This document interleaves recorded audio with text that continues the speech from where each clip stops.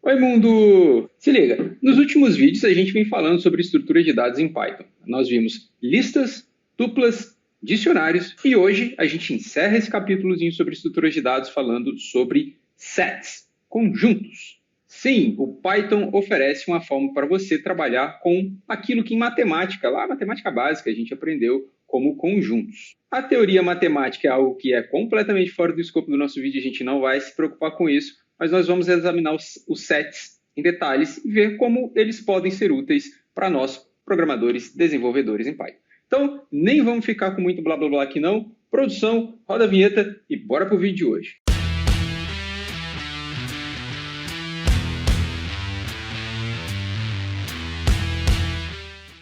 Muito bem. Sets, conjuntos. Lembra lá quando você estava na escola ainda no primeiro grau, A união B, A interseção com B? É exatamente aquilo. Sets em Python é uma estrutura, é um construto que permite você executar exatamente essas mesmas operações. Mas ela é sim uma estrutura de dados, no sentido de que ela permite que você armazene dentro dela outros dados, dados de outros tipos. E quais tipos de dados você pode armazenar dentro de um set?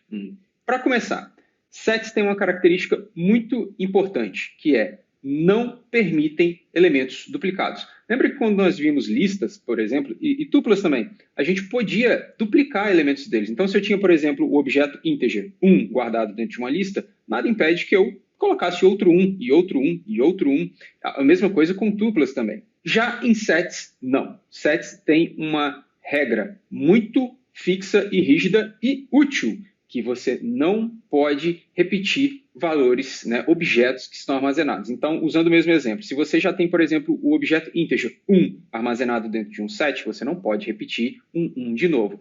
Uma outra regra muito importante é a de que objetos que são armazenáveis, né, que o set aceita dentro de si, precisam ser hashable. Nós já vimos no vídeo anterior, se você perdeu esse vídeo, recomendo muito que assista, sobre dicionários, o que quer dizer hashable. Hashable é um objeto em Python que, se você chama a função hash sobre ele, passando ele como parâmetro, melhor dizendo, você não obtém nenhum erro. Essa foi a nossa definição muito simples, muito superficial, porém efetiva. Funciona saber isso. E, por serem hashable, são também imutáveis. Outra característica muito importante dos sets é que, diferente de listas, diferente de tuplas, eles não são ordenados. No set, esse conceito de fato sequer existe. Não é como realmente pensar num aglomerado de objetos que estão ali agrupados dentro de uma estrutura de forma não ordenada e, portanto, não sequencial também. Tá? Não é possível, por exemplo, acessar elementos de um set através de indexação.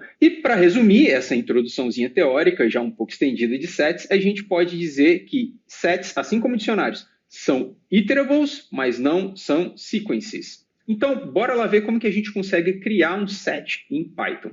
É muito simples. De novo, a gente vai usar as chaves. Então, quando eu digo que a gente vai usar as chaves, eu estou me referindo, né, a esse caractere aqui. Então, você abre chave, fecha chave, e dentro desse abrir e fechar de chaves, você passa os objetos, os elementos que você quer que sejam armazenados dentro do seu set.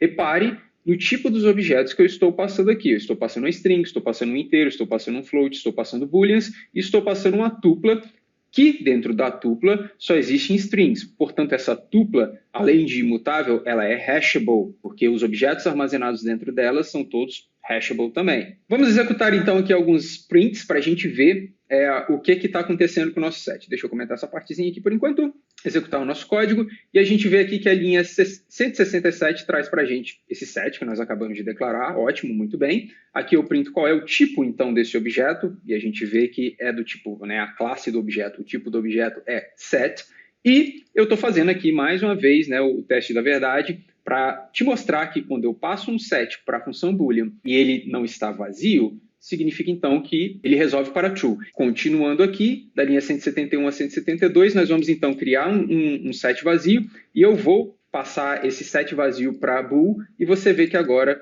o resultado é falso. Mais uma vez também eu quero salientar que existe a função set. Com a função set, né, abre e fecha parênteses, você está invocando um construtor da classe set, né, dessa classe aqui que a gente viu aqui. Você está invocando, né, está pedindo ao Python, crie para mim um objeto com os parâmetros que eu vou passar aqui dentro, mas você não passou parâmetro nenhum, portanto, ele cria um set vazio. Continuando a nossa brincadeira aqui, a gente vai ver como que a gente consegue criar sets usando outras estruturas de dados. Aqui, especificamente, nós vamos olhar para listas e para dicionários. Primeiro, vamos olhar para o lance da lista aqui, ó.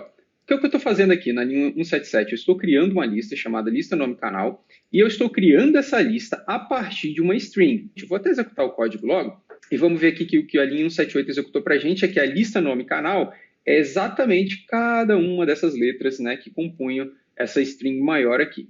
Quando eu tento montar um set passando agora essa lista nome canal, as coisas funcionam, dá certo. O Python não vê problema nenhum nisso. Então aqui na linha 181 eu estou falando qual que é o meu set, né, o set que eu consegui montar a partir dessa lista e qual que é o tamanho dele. Agora, olha que interessante, olha aquelas características do set que eu mencionei anteriormente, elas ficando bem evidentes para você aqui. Repara o tamanho dessa lista. A lista foi criada com cada uma dessas letras aqui e na ordem em que elas apareceram. Então, você vê, ó, caverna, underline, dev. E aqui existem 11 elementos. Para essa variável, é 11.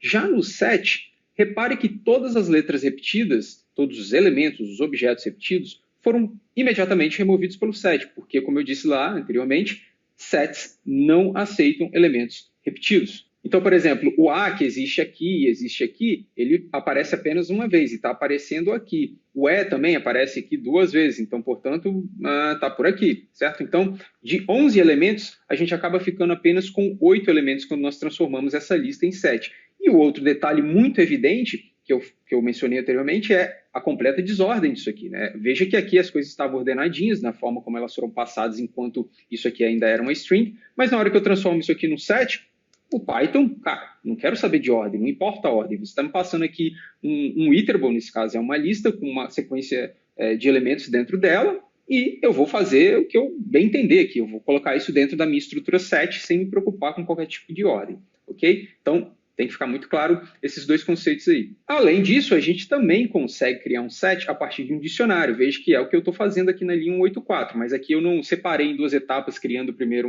uma variável e depois passando essa variável para dentro do constructor set. Estou passando direto um dicionário aqui como parâmetro da chamada da função set. No caso de dicionário, o que acontece é que a função set vai pegar apenas as chaves. Você veja que aqui eu tinha um dicionário com 3 pares chave-valor, tinha chave 1, armazenando 1, 2, 2, 3, 3. E o resultado desse set, quando eu imprimo, quando o print finalmente executa, é me mostrar que agora o meu set tem 3 elementos. Chave 3, chave 2, chave 1. Novamente, veja que a ordem aqui não foi respeitada de nenhuma maneira, certo? O que acontece agora se a gente tenta acessar um elemento através de um índice no set? A gente está tentando aqui na linha 194 fazer isso com a variável, com o set. Meu set que foi declarado aqui em cima, a gente vê que tem muito mais que 3 elementos aqui, então, se for possível acessar através de índice, quando eu executar aqui a linha 194, não era para dar erro, mas deu. Por quê? Set não é subscriptable. Eu não sei bem o nome disso em português, seria subscritar? Não sei, mas enfim, o Python chama isso de subscriptable, um objeto que você consegue retornar algo dentro dele passando um índice, digamos assim, e, portanto, não é o caso de sets. Sets não tem esse conceito, como nós já vimos. E bora acabar o nosso vídeo falando de métodos utilitários para sets. E dessa vez vai caber tudo no vídeo só. Por quê? Porque eu vou falar sobre poucos. Não porque tem poucos. Na verdade, tem muito método utilitário para você trabalhar com set. A grande questão é que, como eu vou falar um pouquinho mais para frente aqui, a gente vai passar só sobre uns que eu considero assim, realmente os principais, os que valem a pena. E futuramente eu tenho certeza, à medida que você vai ganhando senioridade, vai trabalhando em projetos um pouco mais complexos, aí você vai acabar sendo exposto a situações em que outros métodos utilitários são de fato importantes, enfim, vão ter o seu lugar. Mas, para começar, a gente vai focar aqui no conjuntinho bem reduzido de métodos. Então, vem comigo. Por exemplo, a gente já vai começar com o método add. Muito óbvio, o que ele diz, é o que ele faz, é o método que adiciona alguma coisa a um set. A gente também já vai logo de cara olhar para o remove, que é algo para remover. Então a gente tem um add que adiciona e o remove que remove. Beleza? Vamos executar, deixa eu comentar essa linha aqui para baixo, não vem ao caso nesse momento. Vamos executar o código aqui pegando as linhas 205, 206, 209 e 210, beleza? Quando a gente executa, só um detalhe, O que está sendo, o set que a gente está trabalhando aqui nessas linhas é aquele que a gente declarou lá no começo desse arquivo, que é o meu set, esse cara aqui da linha 166, beleza? Só para ficar em mente. Voltando aqui então para onde a gente estava, a gente vê que o resultado na linha 206 é esse set agora com um elemento adicional, que foi o que de fato a linha 205 fez. Aqui a gente inseriu um novo elemento, que é um objeto string, dentro do set. A gente vê que ela de fato aparece aqui. Veja que por algum motivo o Python decidiu colocar isso aqui no que seria a terceira posição.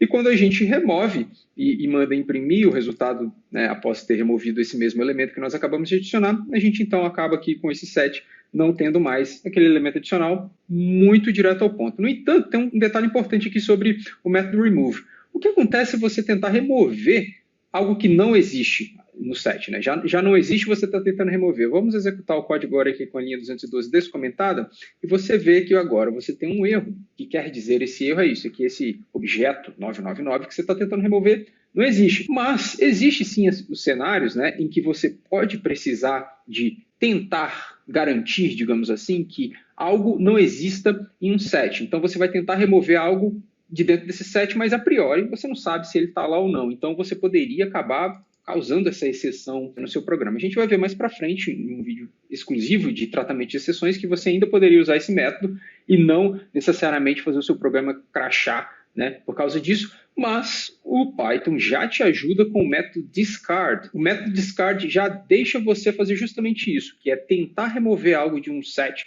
sem saber se esse algo existe lá ou não, e sem o perigo de lançar uma exceção e quebrar o seu programa. Veja então que aqui, quando a linha 217 executa, ele diz que nenhum erro aconteceu, o meu set é esse cara aqui, que já era o que estava aqui em cima mesmo, né? Então, eu tentei remover algo que não existe, nenhum problema com isso, se eu estiver usando o discard. Se eu estiver usando o remove, vai dar problema. Deixe-me comentar essas linhas por enquanto, e vamos focar aqui agora no método pop, que ainda também é um método relacionado a remover algo do set.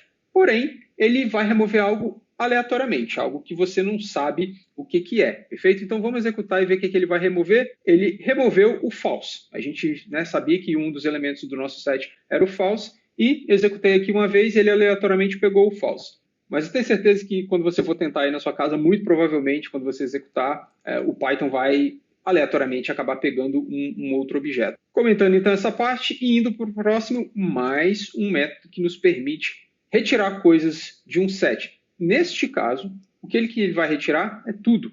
Usando o método clear, a gente limpa, elimina todos os elementos que estão dentro do set. Vamos ver isso na prática. Executei, então o tamanho do set agora passa a ser 0. Meu set tem 0 elementos. E aqui, quando eu mando imprimir, de fato, você vê que o resultado, né, dessa f-string, quando eu mando imprimir o meu set, o Python representa isso aqui com um set, abriu, fechou, para indicar que, olha, não tem nada aqui. Agora, deixa eu te apresentar aquilo que eu, sinceramente, acho uma das paradas mais maneiras, mais úteis, quando a gente está trabalhando com set.